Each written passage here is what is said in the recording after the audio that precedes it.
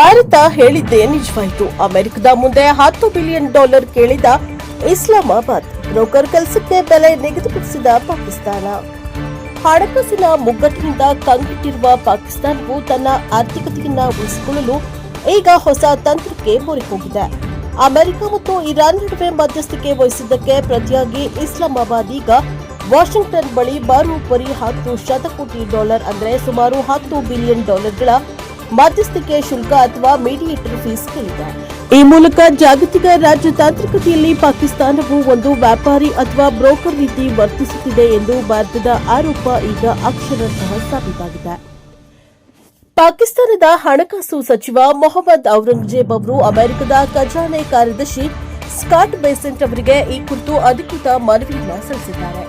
5 ವರ್ಷಗಳ ಅವಧಿಯ ದ್ವಿಪಕ್ಷೀಯ ವಿನಿಮಯ ಸ್ಥಿರೀಕರಣ ಬೆಂಬಲ ಸೌಲಭ್ಯದ ಅಡಿಯಲ್ಲಿ ಈ ಹಣವನ್ನು ನೀಡುವಂತೆ ಕೋರಲಾಗಿದೆ. ಈ ಹಿಂದೆ ಅಂತಾರಾಷ್ಟ್ರೀಯ ಹಣಕಾಸು ನಿಧಿಯಿಂದ $7 ಬಿಲಿಯನ್ ಸಾಲ ಪಡೆದಿದ್ರೂ ಪಾಕಿಸ್ತಾನದ ಆರ್ಥಿಕ ಪರಿಸ್ಥಿತಿ ಸುಧಾರಿಸಿಲ್ಲ. ಹೀಗಾಗಿ ತನ್ನ ರಾಜತಾಂತ್ರಿಕ ನಡೆಯನ್ನೇ ಬಂಡವಾಳ ಮಾಡಿಕೊಂಡು ಅಮೆರಿಕದಿಂದ ಹಣ ವಸೂಲಿ ಮಾಡಲು ಪಾಕಿಸ್ತಾನ ಮುಂದಾಗಿದೆ.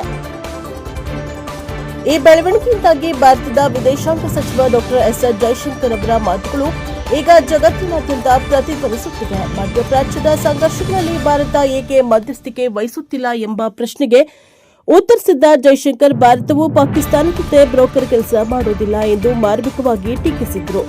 ಈಗ ಪಾಕಿಸ್ತಾನವು ತಾನು ಮಾಡಿದ ಸಂಧಾನ ಕಾರ್ಯಕ್ಕೆ ಹಣದ ಬೇಡಿಕೆ ಇಟ್ಟಿರುವುದು ಅದು ಕೇವಲ ಲಾಭಕ್ಕಾಗಿ ಕೆಲಸ ಮಾಡುವ ದೇಶ ಎಂಬ ಭಾರತದ ನಿಲುವನ್ನು ಎತ್ತಿ ಹಿಡಿದಿದೆ.